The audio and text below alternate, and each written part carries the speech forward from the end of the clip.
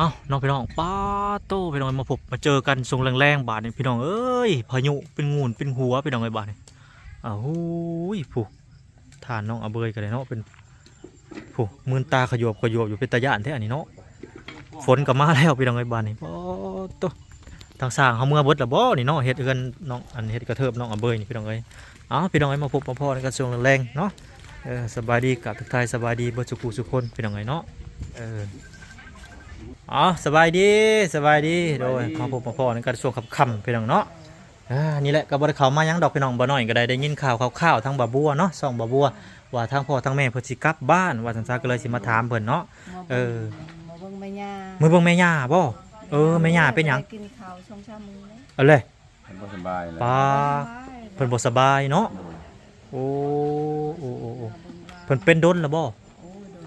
พญานำตัวเรามันบ่ธรรมดาแล้วพี่สั่งพี่ญาติอยู่นั่นน่ะว่าแล้วคนเฒ่าเนาะก็เลยว่าจากเมื่อเนาะเมื่อจากมื้อมาบัดนี้ก็บ่ฮู้แหละเบิ่งได้เงินได้คำพุ่นแล้วโอ้เพิ่นก็เกี่ยวเข้าแล้วพุ่นแล้วจ้างเพิ่นพุ่นแล้วแบบนั้นก็ได้หาค่ารถก่อนเนาะหรือว่าจังใดหาค่ารถจังมาก็ได้บ่เป็นหยังยามที่ฮอดยามเกี่ยวข้าวแล้วหั่นนะแม่นแล้วเมื่อก็พอดีเพิ่นรับจ้างเกี่ยวข้าวก็เกี่ยวข้าวแม่นบ่หาเงินเฮาก็บ่มีเงินค่ารถแล้วเพิ่นอยู่กับไผอยู่บ้านน่ะอยู่เดียวเพิ่นเลยเอาเลยอยู่ผู้เดียวนะเวลาเราวิ่งเราล้มใช้ไผ่ใช้นั่นโดยอ๋อ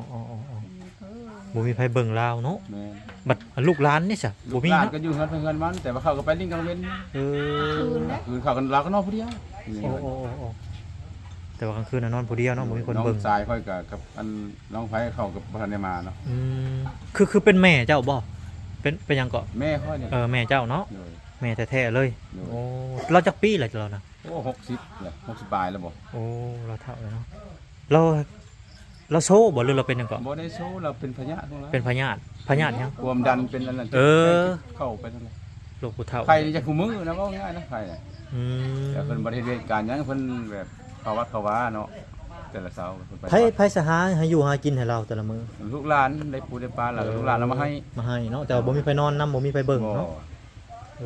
ก็สั่นบ่โดยลูกหลานมาให้ปูปลาน่ะแนวเขาได้สิไปจักโมงประมาณว่าสิมื้อจักโมงเช้าบัดบ่เช้าก็ได้เอารถไทยนี่มื้อโดยป๊าดทบจักลักน่ะโอ้200ปลายพุ่นแล้วถามว่าสัญญารถบ่สัญญาเพิ่นเลยรถไทยตลอดเมืองเร่งสูงสุดก็มีแต่20 30จนความไว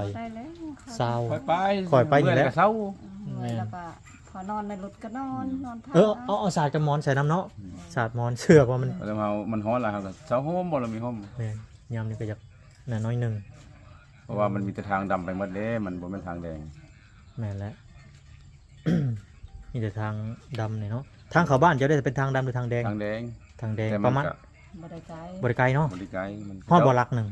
ประมาณ3ลัก3ลักบ่ไกลถือว่าได้อยู่ทางนั้นมันก็เจ้าแปลงแล้วคือทางเข้ามาแต่วันละสายนี่แหละเพิ่นสิปูยางเข้าไปบ่แต่มันสิปูแล้วตะหน้าไปพุ่นแล้วเพิ่นงบมันยังบ่มีเนาะแต่ว่าเพิ่นกำลังปูอันดินแดงให้เนาะ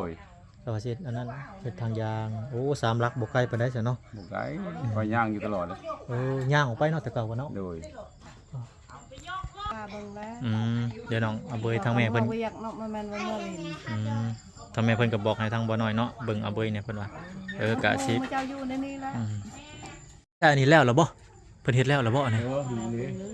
แล้วดันแล้วแอมดันนี่ยังดันนี่เนาะไอ้เนาะยังหมดปุ่นท่านนั้นก็ยังเพิ่นหากระมุงอันนี้ยังบ่แล้วนี่ดิมุงนี่ก็ยังบ่แล้วบ่ยังจักอันยังจักแผ่นน่ะนี่แผ่นเดียวยังแผ่นเดียวเนาะ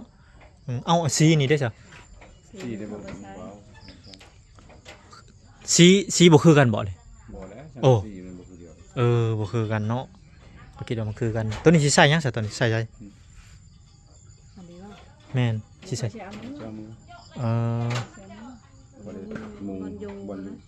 มันเหลือเนาะว่าไงใช่ป้าจะซื้อนะเอาไว้ในนี้กระปะชื่อนะบ่มีมันอยู่เด้บ่มีมันอยู่โอเค อยู่ก็อยู่เฮือนอ้ายได้ถามบ้านสัญญาน่ะบ้านสัญญาไปทุกคน เอ้าโมเมนต์เพื่อนเจ้านะ บ่ เออ เฮือน ใช่ อ้ายค่อยเพิ่นเสียแล้ว โอ้อายเสียไปแล้ว โดยเงินวิลานี่แหละ เออ ค่อยก็อยู่หั่น ไอ้ ละ เอื้อยก็เชียร์มาแล้วยังแต่ลูก ยังแต่หลาน 3 คน เขาไปเฮ็ดงานหมดละพวกนั้นใหญ่หมดละ โดย แต่ค่อยอยู่หั่นอีแม่อยู่หั่นถ้าเฮาบ่อยู่ก็เขาก็ม้างเลยเป็นเงินม้างเลย บอกว่าให้เป็นเรื่องห้างบ้านนั้นน่ะ บ้านสัญญาเด้ไปเทื่อนึงเพิ่นก็ไปสัมภาษณ์ได้ค่อยคือก่อน อืมโดย เพิ่นสิฮอดเพิ่นจับเป็นสร้างเพิ่นไว้ว่า200ไปหลักเพิ่นว่าป๊าดเพิ่นสิฮอดว่า ก็บอกทุกอดีรอนะ ไปได้หมดล่ะ ประมาณนั้นเราไปก็ช็อกก็แชกเราไปมั้ง อืม มาดัดประมาทเราแล้ว ฮอดเพิ่นก็ ให้เราหั่ง ประมาณ5 6โมงเลยเนาะเพิ่นฮอดเนาะมือเพิ่นไปสิเพิ่นทมิด เออสมมุติว่าเมื่อแต่เช้านี่เนาะค่ำบ่ฮอด ค่ำบ่เลย ครับ นั่งรถไถเมื่อเลยบ่เนี่ยครับเออนั่งรถไถเมื่อเลย ง่ายที่ดอกทางก็บ่ได้ยาก 200กว่ากิโลเป็นจังได เอาเมื่อยแล้วก็นั่งเช้าจอดรถเช้า อืมเท่าไรค่าสร้างเฮ็ดอันนี้เฮ็ดรวมเบิดเลยนี่ ล้านเท่าไหร่4ล้านปลาย 4ล้านปลายบ่ ถามบาบัวพุ่นน่ะบาบัวพุ่น โอ้โดยทางบ่บัวทางผู้ใหญ่ทางบ่บัวไปหน่อยเนาะเฮ็ดอันนี้ให้เพิ่นเฮ็ดแอมแอมประตูแอมหยังก็เพิ่นเอิ้นแอมบ่อนก่อแหละแต่ว่าบ่มีคานแต่ก็ได้สักพักหนึงก็ได้อยู่ดอกอืมก็ได้หลายปีเติบอยู่ดอกซำนี้ก็ได้เพื่อมันสิคุมันง่ายเขาว่าพื้นให้ว่าพื้นโพดก็โอ้ยซุมเจ้าก็ เพราะว่าสิเอามีบล็อกแล้วก็ขึ้นเลยก็ได้แต่มันอยู่บล็อกจำกัดไว้เพิ่นให้ออมแป้นก็ฝากไว้ซะมั้ง อืมเอาเป็นยังไงเนาะ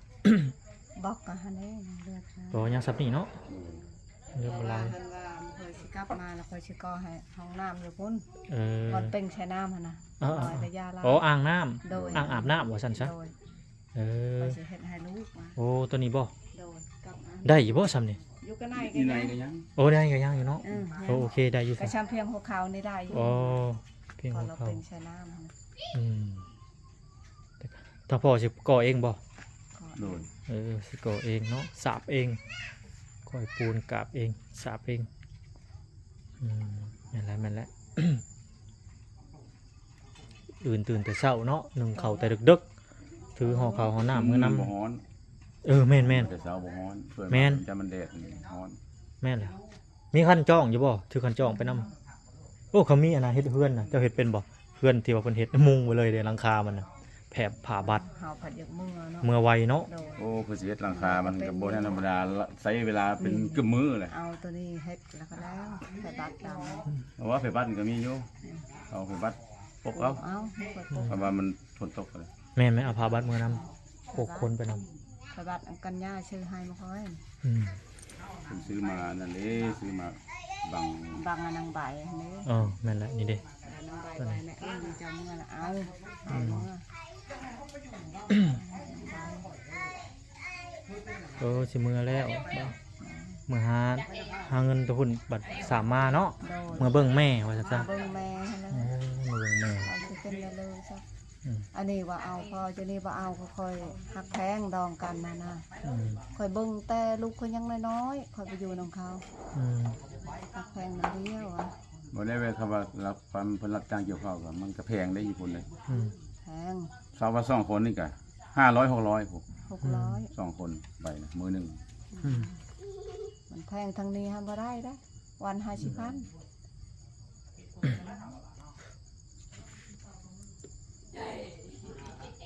เอาจะได้กะเดินทางปลอดภัยมื้ออื่นเนาะ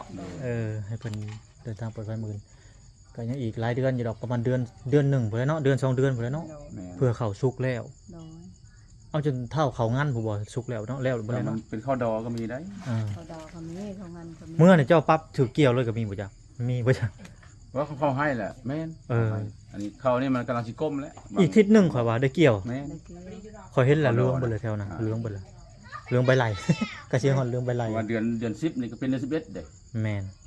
ประมาณ เดือ นี้ น นะ 10กับเดือน11ล่ะแม่นถูกต้องเขาดอปรับพ้นแล้วก็บ่ได้เกี่ยวก็ได้ กูไว้ๆแล้วเจ้า แม่น กูได้โชคบ่ดีก็ออกงอกคือได้หวานมาอีก ไข่ต แต่ว่าไก่สีก็แม่นได้ไล่เอาท่อนข้าวแล้วแหละ โอ้ ไก่สี ไล่เอาตอนเขาเคยบ่เจ้า เคย เคยไหลตอนเขา แล้วรถเข้าน้ำมันขึ้นมามันเอาทันเนอะ เออ น้ำท่วมเนาะ นาเจ้าไก่เซ่บ่ เอาแต่แรกเขาอยู่ดงเห็นนี่เด้ โอ้อยู่ตรงเห็น นาเป้สี แม่นแล้ว พอมันขึ้นมาแล้วบ่เมื่อน้ำขึ้นไล่เอาท่อนเข้าโอ้ย ตัวเงินง่ายอีกเนาะนาไก่เซ่ลำบากเลยเนาะ แม่นมันขึ้นคราวเดียวน้ำสีอะไร แม่นแล้วขึ้นบาท มัน เดียว ท่วมกันเดือน11เดือนแล้วนี่แหละน้ำท่วมนา อืม ช่วงเกี่ยวข้าวนี่แหละ แม่นแล้ว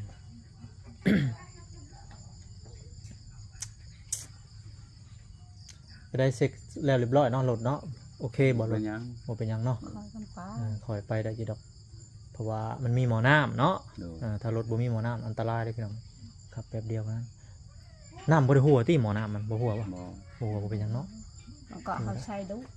อืม รถอันนี้กินน้ำค่ะ เออ มันธรรมดา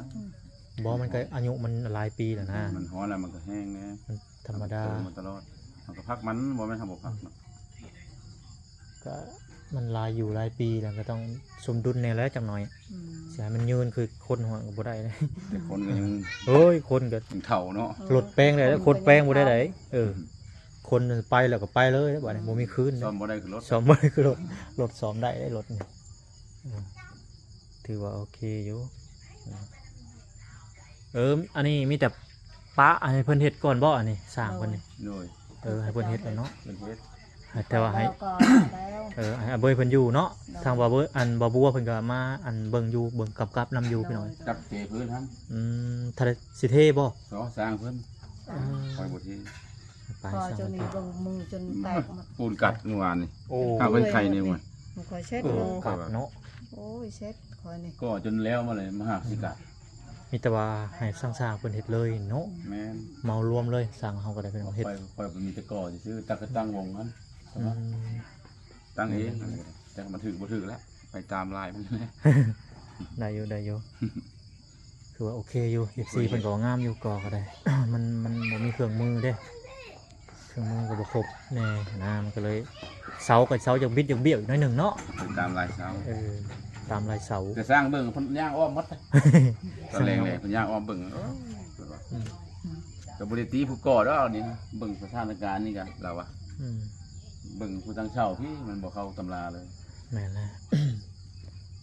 สร้างเพิ่นเอางบอยู่4ล้านเท่าไหร่ก็ สิลันปูสิลันปลาย 4ล้านปลาย ยินเพิ่นเว้าเดียวหน้ากับมาบัว เฮ็ดมุงอันแอมแล้วก็มุงอันนี้เนาะแล้วก็เทพร้อม ที่ โอ้3อย่างพี่น้องถือว่าพอดีพองามเนาะบ่น้อยแล้วก็บ่หลายพี่น้องเลยถือว่าโอเค เพิ่นก็เฮ็ดไว้อยู่เนาะ เฮ็ดไว้อยู่บ่ เพิ่นเนาะสร้างเฮ็ดสองคนเนาะเพิ่นก็ไว้ โดยเพิ่นเฮ็ดไว้อยู่เนาะ เพิ่นเฮ็ดงามอีก อืม นี่เด้เพิ่นต่อไปถือว่างามเด้ซำนี่ แม่นแล้ว สมควรเด้ สมควรอยู่ ค่อยว่างามเด้เพิ่น นี่เนาะเพิ่นเฮ็ดเนาะ โดย เนียนดี เฮ็ด งามพี่น้องขนาดปลูกเป็นรูปทรงงามเป็นรูปเป็นทรงงามบ่เลยเราเฮ็ดกบละเอียดกบเรางามเนาะ กบเราคักได้ อืม ไม่ได้ทู่เลยมีแต่แจดเลย คือว่าแหละคือกันเพิ่นเว่าอยู่ไทยอ่ะเขาแม่นสร้างไทยบ่งามเพิ่นติหรือได้ แม่ เพราะว่าอยู่พุ่นเมืองไทยเพิ่นแบบว่าอันงามคืองามบ่งามคือบ่งามได้ โดย มันเป็นนั่นได้ เบิ่ เพราะ ง ว่า การแล้ว สร้าง เพิ่น หลาย เพิ่นหยังก็ครับเพิ่นหมู่ คัก สังกะสีบ่บุ่มอีก เราแทกยังดีเราค่อยกันยอมเราค่อยเฮ็ด ถ้าแม่นพระเฮ็ดบ่งามนี่โอ้เพิ่นบ่ได้จ้างได้คนอยู่ไทยนะ โอ้ย เพิ่นยกเลิกเลยมือเดียวเลย โดย ประมาณนั้น แม่ น้องเอ้ยแต่ว่าลาวเฮายังมีนโยบายอยู่ บ่กี่ไร่ก็โอ้ยตัวกันไปหั่นนะ อืม อันนี้ก็บ่ได้เข้าไปออกไปดอกพี่น้องไอ้บ่น้อยก็ได้ก็ตามความจริงเลยงามคืองามบ่งามคือบ่งาม น้ำ ครับ เพราะว่าถ้าติได้ อืม เราเฮ็ดงานเติบ เอาสังกะสียืนบ่บุ่มเนาะ อืม ขึ้นเบิ่งสังกะสีบุ่มถือว่าสมควรแล้วสร้างก็ อืม บางคนตอกอันนี้สังกะสีบุ่มพอเลย นั่นแหละ กินข้าวกินน้ำกันแล้วบอกมื้อนี้ ยัง เอาเฮ็ดยังกินมื้อนี้ มุ้ยช่าง บ่มียัง มื้อยังกินเลย โดยจำแจวก็ได้ แจ่ว จำเจอะไรกินนอนกินแล้วก็นอน อืมเฮ็ดกับหน่อไม้บ่ได้ออกบ่สั่งให้ คือว่าบ่ได้ไปนำเบา เฮ็ดยังเฮ็ดทานบ่ เฮ็ดดินเฮ็ดอันนี้เขา โอ้เฮ็ดเวียกซอยเพิ่น บอกเขาว่าไปก็บ่ได้กินอยู่แต่มันกินหลายกับ เบื่อ ว่าแหละบ่แมันเบื่อ ฮะ ท้องเขา โอ้เจ็บท้อง โดย จน เออ บิ่งจ นั่นบ่ นี่ กินหลายก็ถอกท้อง อันนี้มันหันกับแต่เจ้าเอาให้มันก็กิน โอ้ทางไอ้แก้เพิ่นเอามาให้ โดย กินแล้วเจ็บท้อง เจ็บท้อง โอ้ ก็ไม่ได้เฮ็ดเนี่ยกินแม่นอยู่กับอาหารเนาะเห็นแล้วกินบ่ถือกับท้องเขา บ่ เอาว่าความจริงอีหลีข่อยก็คือกันอยู่น้อยหนึงข่อยก็ได้ยุ่งๆท้องก็ได้ยุ่ง เฮานอนก็บ่ได้นะมันคับ บางคนกระเพาะ ในท้องเนี่ยโอ้มันอยู่ก็บ่ม่ว ๆข่อยก็เครื่องอยู่น้อยหนึงท้องยุ่งท้อง เฮา ข่อยกิน เฮา ก็ เอื ได้ อบนี่ เออ คือไข่ไก่หนาวนี่ อืม เฮาเอือบเอาออก ท้องนี่ก็เจ็บ บ่เป็นหยังหลีกเลี่ยงเอากินธรรมดาเอากินไปนะอื่นเอา กินจำเจียวไปได้ ปีจี้ไปแล้วดูใครแน่ ข่อยเอาไข่มาทาเขาวจีแล้วจ้ะ ข่อยมักไปนั่นเขาวจีทาไข่ก็แซ่บไปอย่างได น้องเบยแล้วมักถอดกินเฮากินแล้วแล้วคนน่ะ เราทอดอ่ะ แม่นเพิ่นเคยกินหยังก็ได้นะน้องเบยนะอยู่แบบง่ายๆเพิ่นอืมก็มีแต่ให้ทางพ่อแม่เพิ่นเนาะพักผ่อนก่อนบัดนี้อันกินข้าวกินน้ำไปน้องมื้ออื่นก็ ตื่นแต่เช้า อืม สงสารเจ้าแล้วข้ามไปนี่แล้ว อ๋อ ทานเลยนี่เลย โอเค